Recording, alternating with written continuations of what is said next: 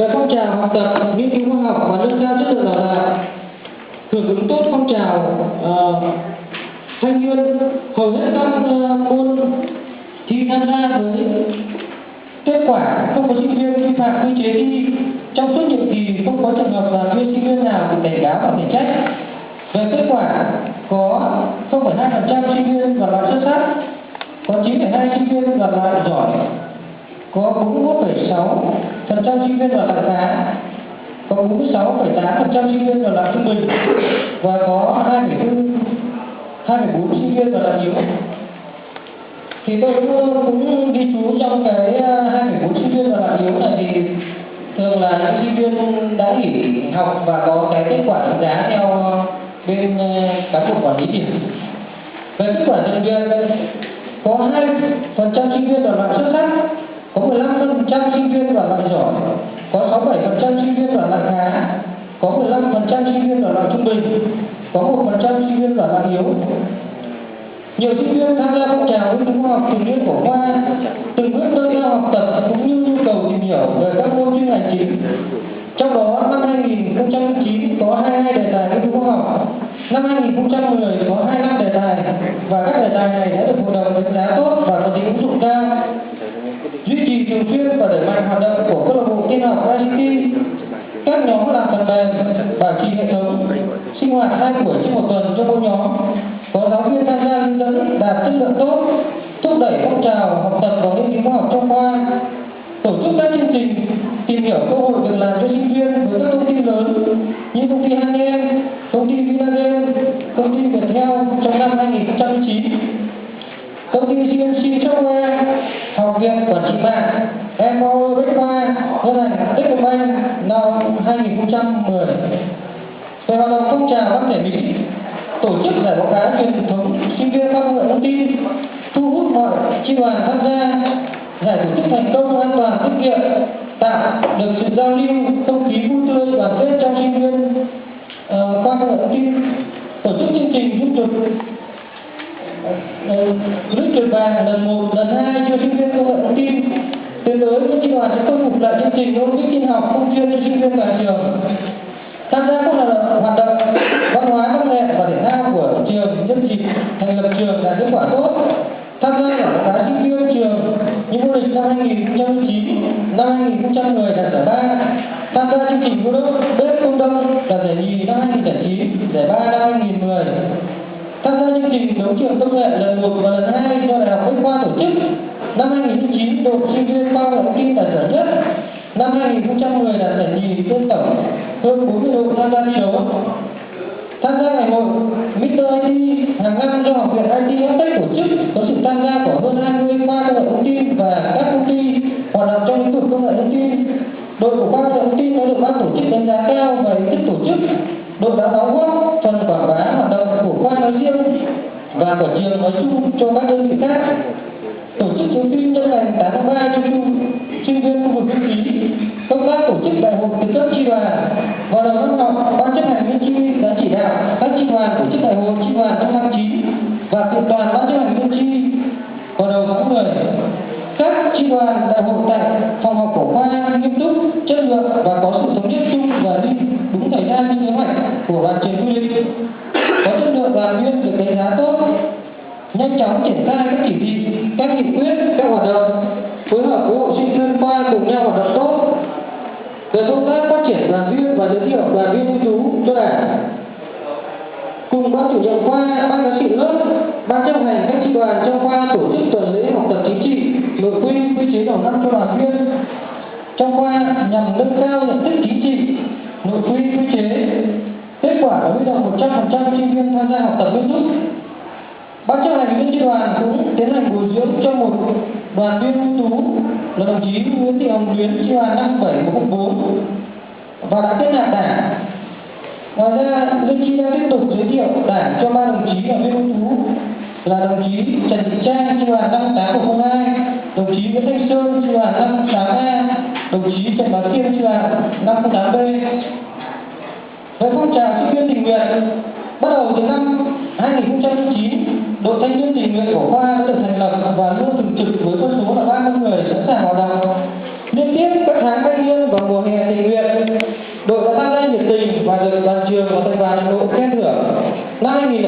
và năm 2010, đội tham gia tình nguyện mùa xanh tại hai xã Ngọc Hồi và Hiền Lương, huyện Thường Tín. Vào mùa hè năm 2011, đội của khoa đã tham gia chiến dịch mùa hè xanh phủ và phổ cập tin học tại hai xã Hữu Lợi và Đoàn Kết của huyện Hương Thủy, Hòa Bình từ ngày 15 tháng 7 đến ngày 25 tháng 7. Sau đó ngày 23 tháng 7 và đến ngày 31 tháng 7, đội tham gia hoạt động tình nguyện tại xã Hiền Giang, huyện Thường Tín, Hà Nội. Tham gia nhiệt tình đợt đón sinh viên khóa mới của trường, cử sinh viên tham gia hỗ trợ trật tự phục vụ các ngày tổ chức các hoạt động văn nghệ giao lưu của trường. Nhiều sinh viên hăng hái tham gia hiến máu nhân đạo. Cùng với sinh viên toàn trường, sinh viên khoa công nghệ thông tin cũng tham gia tích cực công tác tình nguyện giữ gìn trật tự an toàn giao thông tại khu vực phường Minh Khai. Những mặt còn hạn chế, các hoạt động chung của đoàn trường nên có kế hoạch cụ thể hơn, nhất là nhanh chóng hơn, thuận lợi cho ban chấp hành liên chi thực hiện. Bên cạnh đó còn có một số hạn chế các hoạt động tập thể như diễn ra vào mùa thi của sinh viên. Tôi chú thích một chút ở cái chỗ các hoạt động tập thể, tại vì là trong nhiệm kỳ 2009-2011 thì Liên Chi đã kết hợp với một vài khoa công nghệ thông tin của một số trường đại học, ví dụ như là Bách Khoa và bên Đại học Thăng Long là có tổ chức cùng tham gia các sự kiện đối với lại một số trung tâm hoạt động trong lĩnh vực công nghệ thông tin. Nhưng thường các trung tâm này thì họ sẽ tổ chức vào những cái dịp ví dụ như là vào tháng 12 hoặc là vào tháng 5, tức là tháng 12 là tháng kết thúc của một năm đối với du lịch thì họ sẽ hay tổ chức, và tháng 5 là thường kết thúc một quý, kết thúc sang quý 2 của họ. Và những thời gian đó là những thời gian mà đặc thù của khoa Liên Chi chúng ta là sinh viên là đang chuẩn bị thi, nên là hoạt động nó sẽ bị chồng chéo.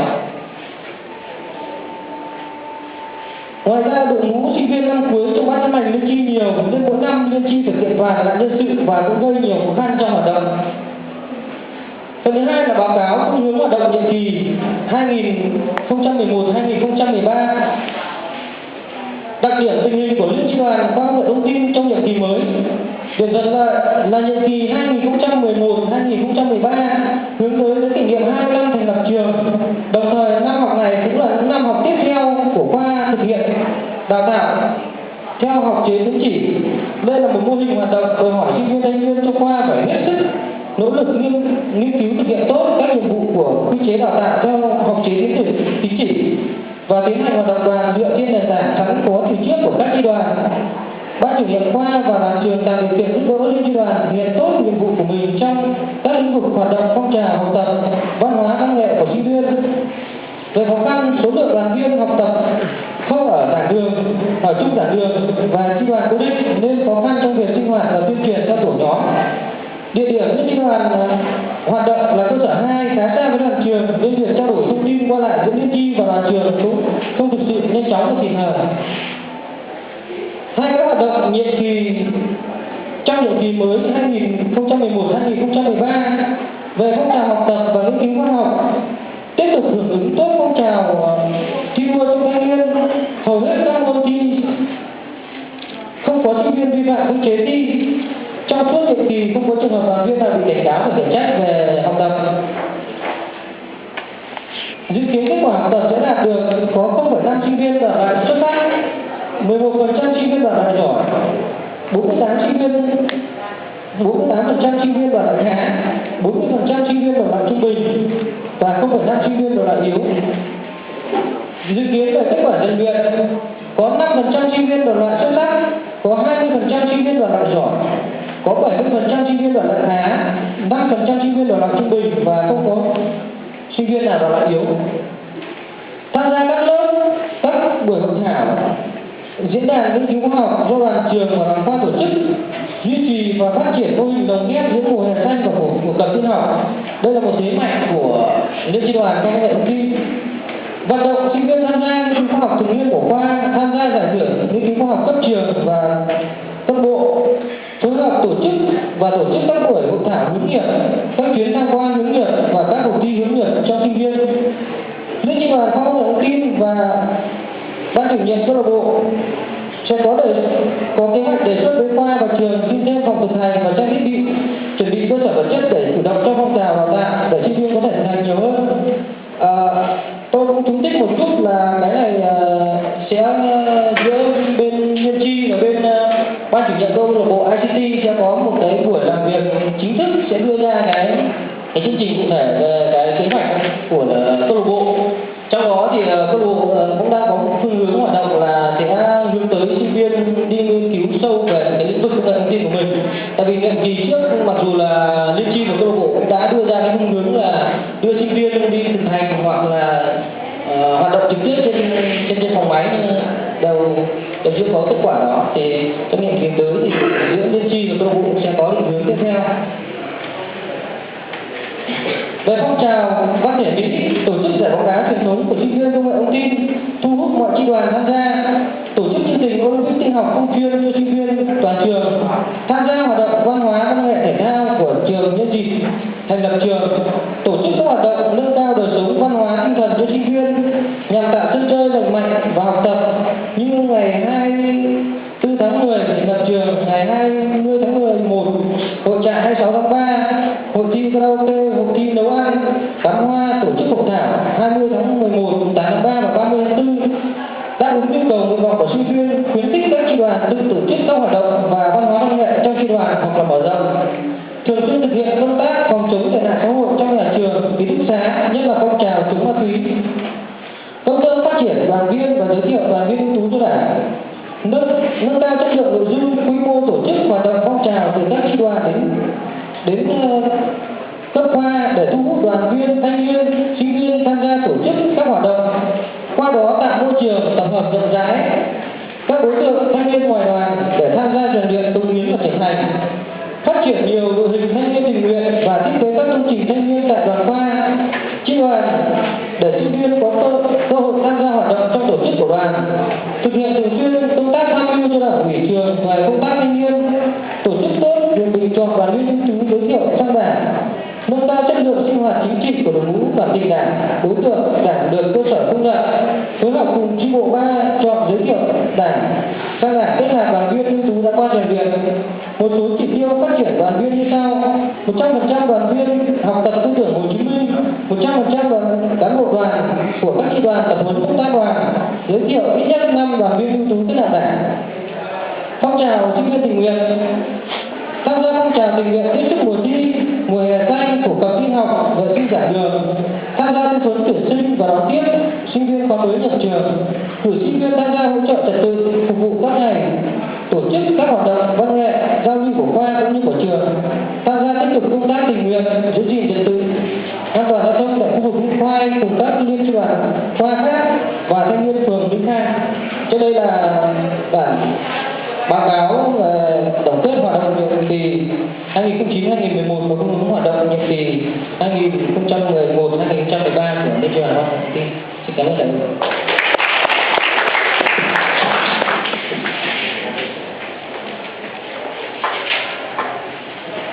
Xin cảm ơn đồng chí bí thư đại hội. Trong thời gian chuẩn bị đại hội, ban chấp hành liên chi đoàn đã nhận được rất là nhiều ý kiến đóng góp tham gia vào báo cáo của đại hội. Thay mặt đoàn chủ tịch, tôi xin cảm ơn sự đóng góp ý kiến tham luận của đồng chí đoàn viên đại diện cho các chi đoàn trong toàn khoa công nghệ thông tin. Tại đại hội này, chúng tôi xin giới thiệu một số tham luận tiêu biểu đại diện cho các mặt hoạt động của khoa công nghệ thông tin. Sau đây, xin trân trọng giới thiệu đồng chí Trần Thị Trang trình bày tham luận của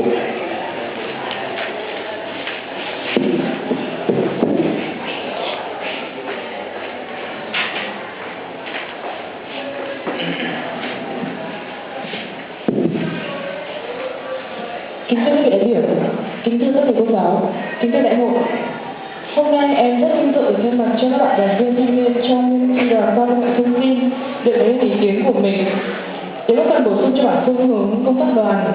của nhiệm kỳ tới. Sau đây em xin có một số đóng góp ý kiến về những việc học tập như sau. Như chúng ta đã biết thì khi bước chân vào cánh cửa đại học, thế là chúng ta bước chân vào đào tạo. Từ học sinh trở thành sinh viên, và cách học của học sinh ở bậc giáo dục khác với cả cách học của sinh viên ở bậc đào tạo. Phần lớn khi mà bước được ngã rẽ giáo dục sang đào tạo thì sinh viên mới vào luôn quan niệm là phải được nghỉ ngơi sau cái thời gian ôn và thi đại học rất là căng thẳng quyết liệt. khối lượng kiến thức tôi nhận được từ giảng viên của sinh viên mới vào vẫn là thụ động, bởi vì đã quen với cách tiếp thu thụ động đó trong 12 năm học ở bậc giáo dục. Khác với cách học trên ở bậc đào tạo, nhất là những năm gần đây, khi mà hầu hết các trường đã chuyển từ bậc đào tạo chính trị, đào tạo biên chế sang đào tạo chính trị, thì lại càng cần hơn sự chủ động trong việc học của sinh viên. Hay là cách khác là sinh viên tự học là chính. Thế nhưng tự học ở đây là dựa trên người dạy. Có nghĩa là sinh viên tự tìm hiểu trước môn học, bài học từ những giáo trình, tài liệu mà giảng viên đã cho và giới thiệu. Ngoài bài giảng, sinh viên có thể tìm và đọc thêm các tài liệu khác để tăng lượng kiến thức cho môn học đó. Trong quá trình tự tìm hiểu, có gì chưa hiểu hay là không hiểu thì sinh viên có thể ghi lại, hoặc là những gì hay không nhớ để vạch chân đối với ý mà mình chưa hiểu hay không hiểu đó, để có thể tiện theo dõi các buổi học. Do đó có thể hỏi trực tiếp giảng viên những vấn đề đó trong buổi giảng, sau tiết học, hoặc là ngay sau buổi học ngày hôm đó nếu nhiều vẫn chưa hiểu và không hiểu. Đến những buổi kiểm tra giữa kỳ hay là khi hết môn thì sinh viên có thể ôn bằng cách là xem lại những kiến thức từ đầu môn, từng chương, từng phần đã học, gạch ra những ý chính và không thiết cần nhớ để áp dụng cho các bài tập của mình. Sau đó làm lại tất cả những cái bài tập mà đã làm ở trên lớp. Ngoài ra có thể làm thêm các bài tập khác như là bài tập về nhà, hay là bài tập tìm ở những tài liệu khác, hoặc là sinh viên có thể thay đổi các dạng để có thể làm lại những bài tập đó. Cố gắng là làm sao mà làm thật là nhiều nhận biết những bài tập đó, bởi vì đây là cái cách mà giúp chúng ta nhớ được cái công thức rất là lâu và nhanh. Các bài tập lớn, các bài tiểu luận trong một số môn học sẽ rèn cho sinh viên cách làm quyển, cách xử lý Word cho văn bản, cách thuyết trình, bảo vệ quan điểm của chính mình, để sau này các bạn có thể làm những cái đồ án tốt nhất có thể trong một năm từng người. Nó cũng giúp sinh viên tăng khả năng học tập và làm việc theo nhóm. Dần dần sinh viên sẽ đi vào cái nếp mà sau này các bạn ra trường cũng rất cần, đó là cái cách đọc hiểu tài liệu, cách bàn luận và trình bày về một vấn đề. Từ đó tỷ lệ thành công trong mỗi công việc sẽ cao hơn. Vấn đề đây là các bạn đã thực sự hứng thú học hay chưa? Các bạn đã có mục tiêu và mục đích đặt đến để các bạn tiến đến hay chưa? Thật ra thì mọi sinh viên của chúng ta nên và rất nên có một cái tinh thần luôn sẵn sàng trong mọi công việc và tình huống nếu các bạn có thể. Trên đây là ý kiến của tôi về vấn đề học tập và phương pháp học để có thể có được kết quả tốt. Các bạn sinh viên có thể tham khảo và tôi rất mong nhận được nhiều những ý kiến đóng góp từ các quý vị đại biểu, các bạn đoàn viên sinh viên để chúng ta có những cái cách học giúp cho cái việc học trở thành một niềm đam mê và sở thích của một sinh viên để thành công. Xin chân thành cảm ơn đại hội lắng nghe. Chúc đại hội thành công.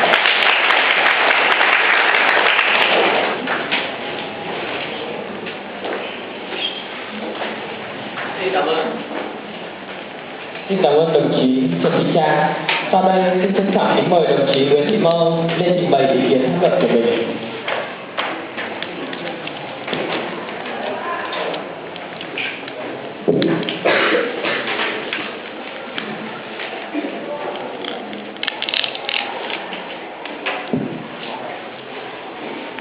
Kính thưa Tổng Chủ tịch và kính thưa các vị đại biểu cùng kính thưa đại hội. Lời đầu tiên xin gửi đến đại hội lời kính chúc sức khỏe, hạnh phúc và thành đạt. Được sự cho phép của ban chấp hành liên tri đoàn khoa công nghệ thông tin, tôi xin được trình bày tham luận về vấn đề phát triển đảng viên trẻ và thanh niên. Kính thưa đại hội, công tác phát triển đảng viên mới là một nhiệm vụ thường xuyên và bổ sung nguồn sinh lực mới cho đảng, nâng cao chất lượng tổ chức cơ sở đảng, tham gia xây dựng đảng, bồi dưỡng giới thiệu đoàn viên ưu tú cho đảng, xem xét kết hạng vừa là vinh dự vừa là nhiệm vụ quan trọng của tổ chức đoàn. Điều lệ đảng có khẳng định Đoàn Thanh niên Cộng sản Hồ Chí Minh là đội sự tin cậy của đảng, thường xuyên bổ sung lực lượng trẻ cho đảng, kế tục sự nghiệp cách mạng vẻ vang của đảng và Chủ tịch Hồ Chí Minh, xác định rõ được công tác tham gia xây dựng đảng vừa là trách nhiệm vừa là niềm vinh dự lớn lao đối với tổ chức đoàn. Trong những năm qua, Liên chi đoàn khoa công nghệ thông tin đã chỉ đạo đoàn viên học tập lý luận chính trị cơ bản trong đoàn viên thanh niên gắn với chương trình rèn luyện đoàn viên trong tình hình mới, tăng cường công tác giáo dục chính trị tư tưởng, hoài bão lý tưởng cho đoàn viên, trang bị nhận thức,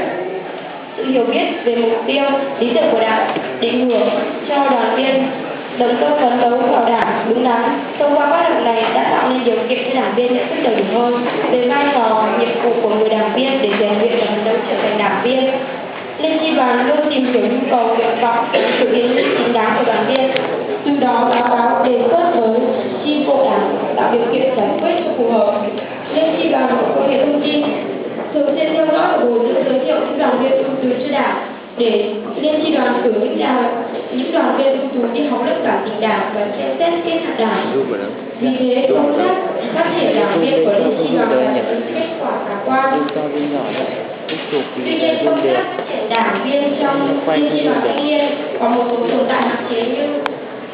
chậm đổi mới về nội dung, hình thức sinh hoạt do vẫn chưa thu hút được thanh niên tham gia vào các phong trào của đoàn. Chất lượng đảng viên trẻ thì có nhiều tiến bộ nhưng vẫn chưa đáp ứng được yêu cầu nhiệm vụ của ngành trong tình hình hiện tại. Để đẩy mạnh hơn nữa công tác phát triển đảng viên trẻ trong thanh niên trong giai đoạn hiện nay, tôi thì có một số ý kiến đề xuất với chi bộ đảng như sau. Trước hết tổ chức đoàn liên chi để chi đoàn cần làm tốt công tác giáo dục tư tưởng chính trị cho đoàn viên thanh niên, nhất là đẩy mạnh thực hiện cuộc vận động học tập và làm theo tấm gương đạo đức của Hồ Chí Minh trong mọi tầng lớp thanh niên một cách có hệ thống và chất lượng. Hai là cần tạo ra môi trường để thanh niên rèn luyện phấn đấu làm tốt chức năng này. Tổ chức đảng và thực sự là tổ chức đoàn thực sự là tổ chức của những người cộng sản trẻ tuổi xứng đáng với tin cậy của Đảng Cộng sản Việt Nam. Ba là tăng cường vai trò chủ động tham mưu và thực hiện đúng quy trình bình chọn giới thiệu đoàn viên ưu tú cho Đảng, xem xét kết nạp phát huy sáng kiến tổ chức các diễn đàn đối